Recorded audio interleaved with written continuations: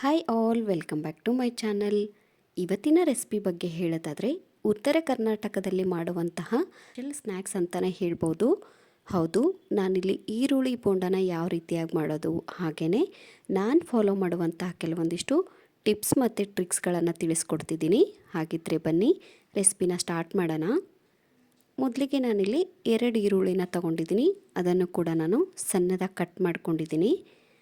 ಹಾಗೆಯೇ ಸ್ವಲ್ಪ ಕರಿಬೇವಿನ ಸೊಪ್ಪನ್ನು ಕೂಡ ಸೇರಿಸ್ಕೊತಾ ಇದ್ದೀನಿ. ನಂತರ ನಾನಿಲ್ಲಿ ಕೊತ್ತಂಬರಿ ಸೊಪ್ಪನ್ನು ಕೂಡ ಬಳಸ್ತಾ ಇದ್ದೀನಿ. ಹಾಗೆಯೇ ನಮಗಿಲ್ಲಿ ಸೀಕ್ರೆಟ್ ಇಂಗ್ರೀಡಿಯೆಂಟ್ಸ್ ಬಂದು ನಾನಿಲ್ಲಿ ಮಿಂಟನ್ನ ಬಳಸ್ತಾ ಇದ್ದೀನಿ. ಇದನ್ನು ಹಾಕೋದ್ರಿಂದ ನಮಗೆ ಬಜ್ಜಿ ತುಂಬ ಚೆನ್ನಾಗಿ ಬರುತ್ತೆ. ಟೇಸ್ಟು ಕೂಡ ಹಾಗೆಯೇ ತುಂಬ ರುಚಿಯಾಗಿ ಬರುತ್ತೆ. ನಂತರ ನಾನು ಸಣ್ಣದಾಗಿ ಕಟ್ ಮಾಡಿರುವಂತಹ 2 ಹಸಿಮೆಣಸಿನ್ಕಾಯನ್ನ ತಗೊಂಡಿದ್ದೀನಿ. ನೀವು ಖಾರ ಜಾಸ್ತಿ ಅಂದರೆ ಜಾಸ್ತಿ ಕೂಡ ಸೇರಿಸ್ಕೊಬಹುದು. ಹಾಗೆಯೇ 1 ಬೌಲ್ ಆಗುವಷ್ಟು ನಾನು ಕಡಲೆ ಹಿಟ್ಟನ್ನು ಕೂಡ ಸೇರಿಸ್ಕೊಂಡು ಇದಕ್ಕೆ ನಾನಿಲ್ಲಿ ರುಚಿಗೆ ತಕ್ಕಷ್ಟು ಉಪ್ಪನ್ನು ಕೂಡ ಸೇರಿಸ್ಕೊತಾ ಇದ್ದೀನಿ. ಹಾಗೆಯೇ 1/2 ಸ್ಪೂನ್ ಆಗುವಷ್ಟು ಅಜ್ವೈನ್ ಕೂಡ ಬಳಸ್ತಾ ಇದ್ದೀನಿ. ಈ ಥರ ನಾವು ಕೈಯಲ್ಲಿ ಉಜ್ಜಿ ಅಜ್ವನ್ನ ಸೇರಿಸ್ಕೊಳ್ಳೋದ್ರಿಂದ ಬಜ್ಜಿ ನಮಗೆ ತುಂಬ ಚೆನ್ನಾಗಿ ಪರಿಮಳ ಬರುತ್ತೆ.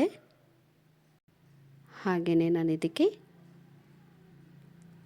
ಸ್ವಲ್ಪ ಅಡುಗೆ ಸೋಡಾ ಕೂಡ ಬಳಸ್ತಾ ಇದ್ದೀನಿ. ನಿಮಗೆಲ್ಲ ಗೊತ್ತು, ಅಡುಗೆ ಸೋಡಾ ಬಳಸೋದ್ರಿಂದ ನಮಗೆ ಬಜ್ಜಿ ತುಂಬ ಸಾಫ್ಟಾಗಿ ಬರುತ್ತೆ. ಹಾಗೆಯೇ ನಾನು ಲಾಸ್ಟಲ್ಲಿ ಈ ಥರ ಬಿಸಿ ಮಾಡಿರುವಂಥ ಆಯಿಲ್ನ 2 ಸ್ಪೂನ್ ಆಗುವಷ್ಟು ಸೇರಿಸ್ಕೊತಾ ಇದ್ದೀನಿ. ಈ ಥರ ಆಯಿಲ್ ಹಾಕೋದ್ರಿಂದ ನಮಗೆ ಬಜ್ಜಿ ಜಾಸ್ತಿ ಆಯಿಲ್ನ ಹಿಡಿಯಲ್ಲ. ಬಜ್ಜಿ ತುಂಬ ಇನ್ನೂ ಸಾಫ್ಟಾಗಿ ಬರುತ್ತೆ. ಇವಾಗ ನಾವು ಇದನ್ನು ಚೆನ್ನಾಗಿ ಮಿಕ್ಸ್ ಮಾಡ್ಕೊಳ್ಳೋಣ. ನಾವು ಹಾಕಿರುವಂಥ ಇಂಗ್ರೀಡಿಯೆಂಟ್ಸು ಹಾಗೆಯೇ ಹಿಟ್ಟು ಕೂಡ ನೀಟಾಗಿ ಮಿಕ್ಸ್ ಆಗಬೇಕು. ಇವಾಗ ನಾವು ಇದಕ್ಕೆ ಸ್ವಲ್ಪನೇ ನೀರು ಹಾಕ್ತಾ ಹಿಟ್ಟನ್ನ ಕಲಿಸ್ಕೊಳ್ಳೋಣ. ಸಡನ್ನಾಗಿ ಜಾಸ್ತಿ ನೀರು ಹಾಕೋಕ್ಕೆ ಹೋಗಬೇಡಿ. ನಿಮಗೆಲ್ಲ ಗೊತ್ತು, ಈರುಳ್ಳಿ ಜಾಸ್ತಿ ಬೇಗ ನೀರನ್ನ ಬಿಡುತ್ತೆ ಅಂತ.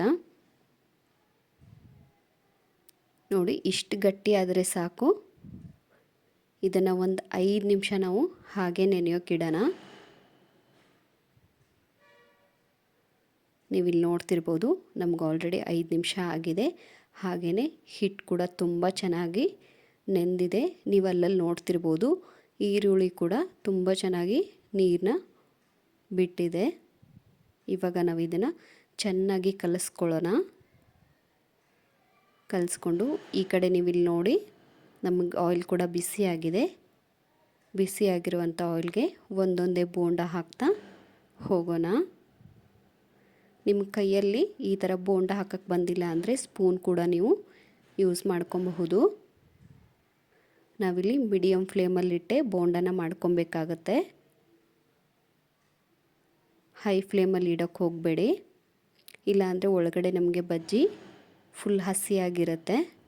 ಈ ಥರ ನಾವು ಮೀಡಿಯಮ್ ಫ್ಲೇಮಲ್ಲಿಟ್ಟು 2 ಬದಿಗೆ ನೀಟಾಗಿ ಬೋಂಡನ ಬೇಯಿಸ್ಕೊಂಡ್ರೆ ನಮಗಿಲ್ಲಿ ಈರುಳ್ಳಿ ಬೋಂಡ ರೆಡಿ ಆಗುತ್ತೆ.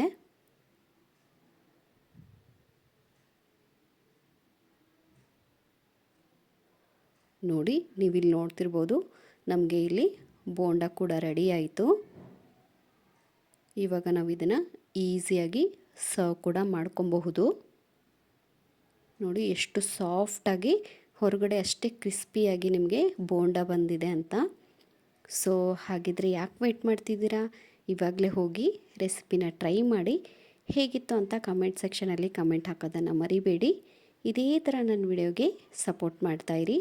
And thank you for watching.